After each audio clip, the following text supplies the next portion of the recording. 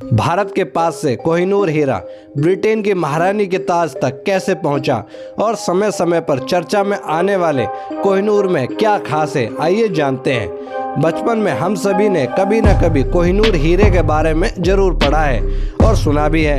यह दुनिया के सबसे बड़े हीरे में से एक है। इसका नाम का मतलब है रोशनी का पहाड़। जब भी हीरे का नाम लिया जाता है तो कोहिनूर का नाम सबसे पहले आता है। इस हीरे की कहानी उतनी ही दिलचस्प है जितना यह हीरा, जिसकी शुरुआत भारत से होती है, जहां सबसे पहले यह पाया गया था। अब सवाल ये उठता है कि भारत के पास से कोहिनूर हीरा ब्रिटेन की महारानी तक कैसे पहुंचा और समय समय पर चर्चा में आने वाले कोहिनूर हीरे में ऐसा क्या खास है।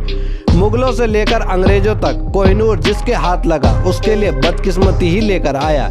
इसे पाने के लिए ना जाने कितनों का खून बहाया गया। ब्रिटिश इतिहासकार विलियम डैलरिपल और पत्रकार अनीता आनंद की किताब Kohinoor the story of the world's most infamous diamond इस हीरे के शाह पहलू पर रोशनी डालती है। कोहिनूर के लिए किसी का सिर ईंटों से कुचला गया, किसी की आंखों में गर्म सुई चुभो दी गई। एक पर्शियन राजकुमार से हीरे का पता उगलवाने के लिए उसके ताज में पिघला लेड डालने का भी जिक्र है। कोहिनूर की कहानी भी उसी तरह तराशी गई है जैसे यह हीरा। कोहिनूर दुनिया का सबसे मशहूर हीरा है। मूल रूप से ये 793 कैरेट का था, अब यह 105.6 कैरेट का ही रह गया है, जिसका वजन 21.6 ग्राम है। एक समय में इसे दुनिया का सबसे बड़ा हीरा माना जाता था। मूल रूप से कोहिनूर हीरा 793 कैरेट का था। इस बेशकीमती हीरे को पूरे इतिहास से वर्तमान तक कभी बेचा या खरीदा नहीं गया है। इसे या तो एक राजा से दूसरे राजा ने जीता है या फिर उसे इनाम में दिया गया। कोहिनूर के बारे में यह मान्यता है कि वह कृष्णा नदी के पास कुल्लूर की खदानों में मिला था। यह खदानें आज के आंध्र प्रदेश में स्थित हैं। ऐतिहासिक जानकारी यह है कि इस हीरे के बारे में सबसे पहले जिक्र बाबर की आत्मकथा बाबरनामा में मिलता है। बाबरनामा में बताया गया है कि किस तरह उसके प्यारे बेटे हुमायूं ने उसे यह अद्भुत हीरा भेंट किया था। जब हुमायूं ने इसकी कीमत आंकनी चाहिए तो बाबर ने उससे कहा कि इतने बेशकीमती हीरे की कीमत एक लठ है। जिसके हाथ में भारी लठ होगा उसके हाथ में यह हीरा होगा। बाबर लिखता है कि पानीपत की लड़ाई में सुल्तान इब्राहिम लोदी को हराकर आगरा किले की सारी दौलत हुमायूं ने अपने कब्जे में ले ली। यहाँ हुमायूं को ग्वालियर के राजा ने एक बहुत बड़ा हीरा दिया। हुमायूं ने उसे अपने पिता को भेंट कर दिया। 17वीं सदी में बाबर के पड़पोते शाहजहां ने अपने लिए एक विशेष सिंहासन बनवाया।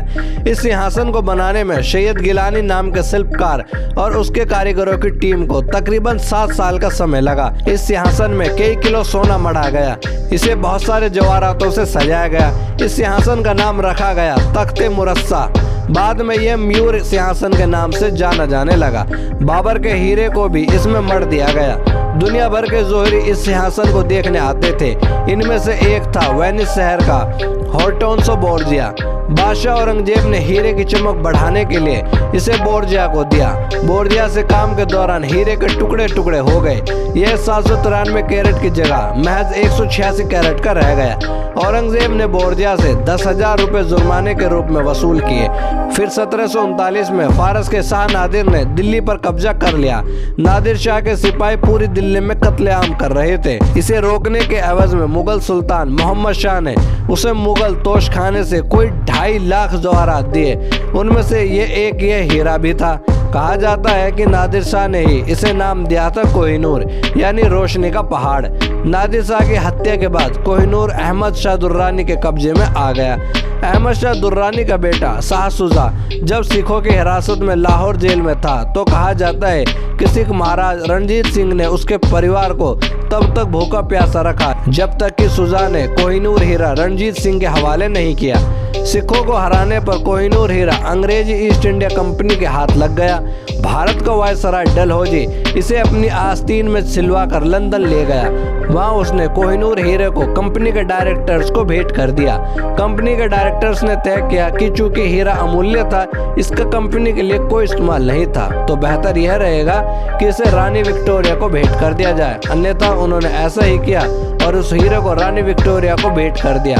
रानी विक्टोरिया ने इसे अपने ताज में जड़वा लिया। कोहिनूर हीरा अपने पूरे इतिहास में अब तक एक बार भी ना ही तो बिका है और ना ही किसी के द्वारा खरीदा गया है। यह तो एक राजा द्वारा दूसरे राजा को भेंट किया गया है या किसी दूसरे द्वारा जीता गया है। भारत ने आज़ाद होने के बाद साल 1953 में कोहिनूर हीरे की वापस करने की मांग रखी, जिसे इंग्लैंड ने खारिज कर दिया, लेकिन भारत सरकार ने इस बारे में अपनी कोशिश जारी रखी है। ब्रिटेन दलील देता है कि भारत के पास कोहिनूर वापस मांगने का कोई कानूनी आधार नहीं है, क्योंकि समकालीन पंजाब के 13 साल के राजा दिलीप सिंह ने ब्रिटिश ईस्ट इंडिया कंपनी को यह हीरा तोहफे में दिया था।